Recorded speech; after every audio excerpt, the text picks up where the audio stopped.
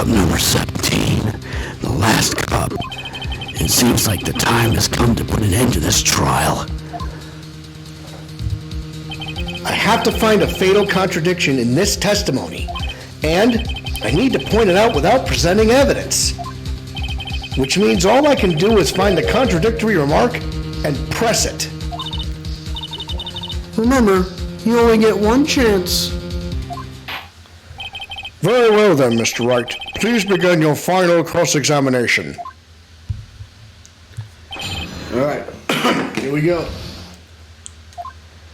Indeed, it is true that I was not at Lord Lee Taylor. I had to leave to see about another vitally important job request. Keep going. Yep. I had known about the date beforehand, so I had this photograph ready. Continue. My brilliant deduction was what informed me that the true culprit was Ron Delight. Continue. And thanks to the key card and wallet, it was abundantly clear that he was there. Continue. I was also able to make a deduction from the buzzer, which only sounded once. Continue. The button did not have any fingerprints on it. Why? Continue. The victim would have left prints if he sounded it, which means the killer sounded it. Continue. Mr. Delight was wearing his Master Mask outfit, which is why he left no prints. Press it. Hold it. Hold it. Mr. Atney, about this last remark. Objection! You still don't get it, do you, Trite? This isn't the time to be pressing the witness on every little statement. I'm afraid you're the one who still doesn't get it, Mr. Godot. What? Mr. Atney, it seems you have finally admitted that you were in the CEO's office on the night of the murder. How can you say that? Let's review your testimony, shall we, Mr. Atney? The button did not have any fingerprints on it. Why? Mr. Delight was wearing his Master Mask outfit. Is that correct? Indeed, that's what I said. My deductions are absolutely foolproof. More like your deductions prove that you're a fool. I'm sorry, whatever do you mean? For some reason, I'm starting to get real thirsty. When exactly did we learn the fact that Ron Delight was dressed as Master Mask when he went to the scene of the crime? That was, It was just a few hours ago. Back when my sixth cub was looking at me with a cold stare. Huh? Oh, did I forget to mention it before? I'm sorry. I just never had a chance to mention it up until now.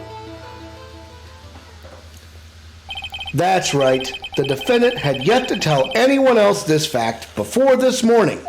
Therefore, the only people who should know this are those who have been watching this trial. No. Do you understand now, Detective Atney? There was no way that you should have known about that. Nah! You were in the next courtroom being tried as Master Mask. So then, enlighten us. Just how did you know about that piece of information? Objection. Come on, this detective must have known about it. He probably had plenty of chances to find out beforehand. Objection. And it's those chances that I want to discuss next. That night, Mr. Delight was wearing his Master Mask outfit. There is one and only one way for Detective Atney to have found that out. Only one. One way, you say? Please recall, if you will, Mr. Delight's testimony. When I entered the office, there was a suspicious shadow there. For a second, my client witnessed the real killer. Objection. But Mr. Delight never saw his attacker, so there's no way to tell whether or not the real killer was Luke Atney. Objection.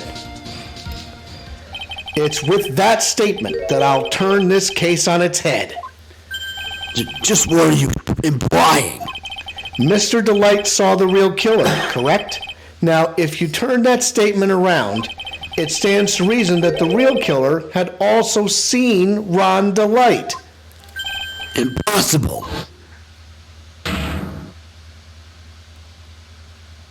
Whoa. Detective Abney, you saw Master Mask at the murder scene that night. You saw him when you killed Kane Bullard and assaulted Ron DeLight. That was the only way you could have known what Ron was wearing.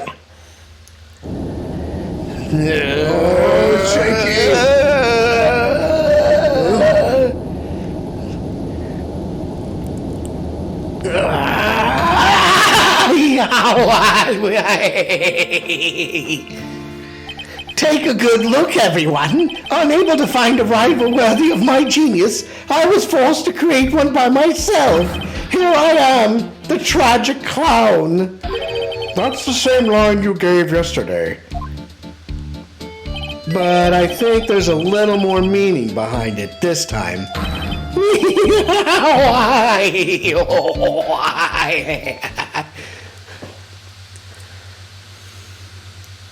What an awfully complicated incident. Kane Bullard was blackmailing Luke Acme, who was in turn blackmailing Ron DeLight.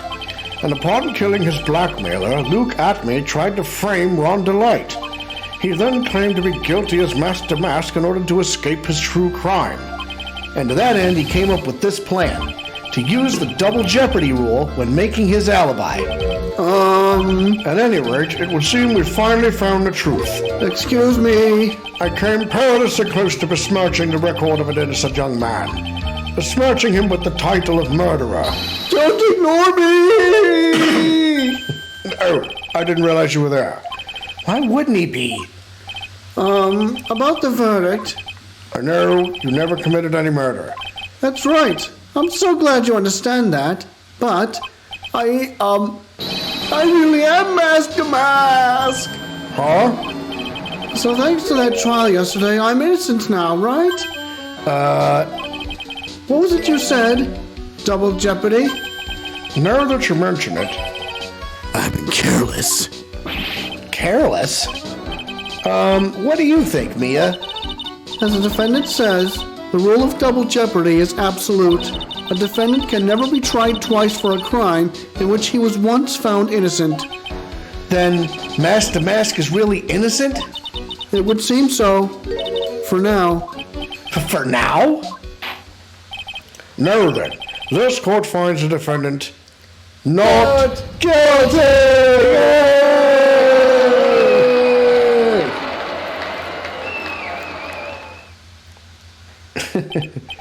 Boy, this is really lucky. Wait, this isn't so good after all. You see, the thing is, I still am Master Mask after all.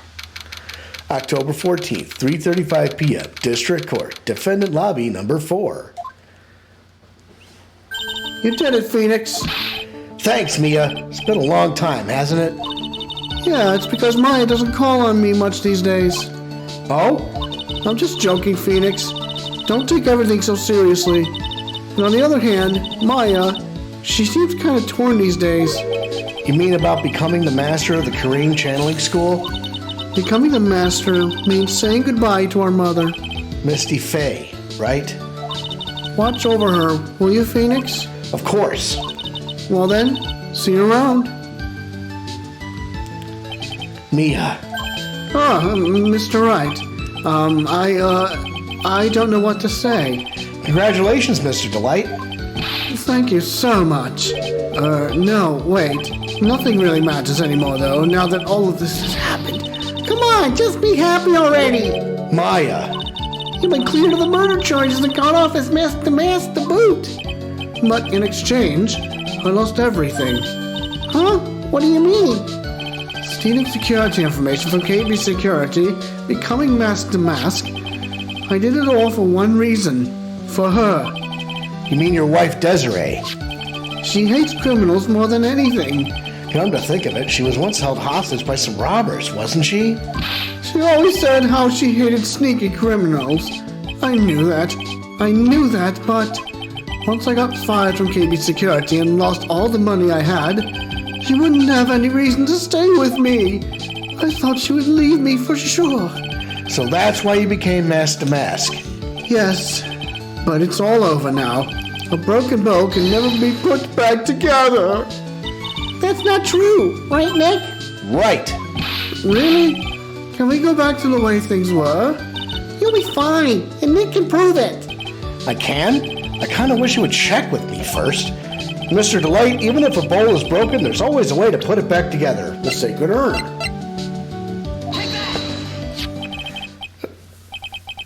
The sacred urn? Dusty was the one who found this. Desiree, your wife. She's always believed in you, Ron. That's why you'll be fine. You don't have to worry about anything. Ah, there you are. Ms. Delight. You did it, Ronnie. You're innocent. I'm so happy. Thank you. I appreciate that. But, I suppose you don't want anything more to do with me, do you? Ronnie, why didn't you talk to me about what was going on? I had no idea you'd quit KB Security. I never imagined that you were really the mask either. Mr. Light, what are you... Excuse me. What are you going to do now that you know? You're not going to really leave him, are you? Come on, it's obvious, isn't it? How can I ever let a wonderful man like him get away? After all, my bike's really fast. So fast that there's no way he could ever get away. But didn't you say that you hated criminals? Huh? Oh, I only hate people who act all cowardly and sneaky, like the detective. I see. My honey went and declared his crimes before he committed them, like a man.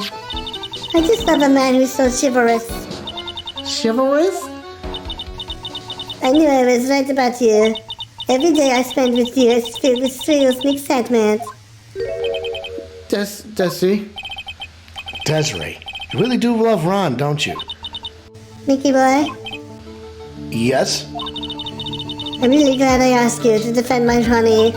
Thank you so much. Merci beaucoup. I'll never forget what you've done for us. Oh, well, take care of yourself. Toi aussi, Mickey boy. I can feel my face going red. Mr. Dick, Mr. Meyer, congratulations.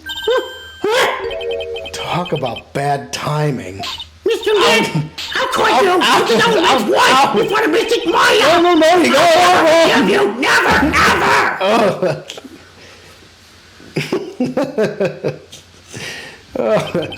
So just as the case came to a close, so too did my consciousness. Ron said a broken bowl can never be put back together. But I know that's not true. I mean, just look. Here's a perfect example of one that was put back together even better than before. Well, That's it. That's the end. Yay! that's the end of that case. So we're so happy that you were able to stop by and be with us this evening. Of course, we'll save our progress. I'll just go ahead and let you know right now. We've had a little bit of a technical difficulty, so we had to make another creation of this episode. But we have recovered the lost video clips, so to speak. Don't save, because you'll just back out of there once we're done here. Nope. So once we're done, I'm just going to back out. So tune in next week. Tune in whenever we stream next, because you see the episode above you, recipe for Turnabout. Yep. That's the next case. So until that time, ladies and gentlemen, I am the Cannonball Alex Steele. I am the Package Andrew Steele. We are the Steele Brothers, And we are for real. Top guys out.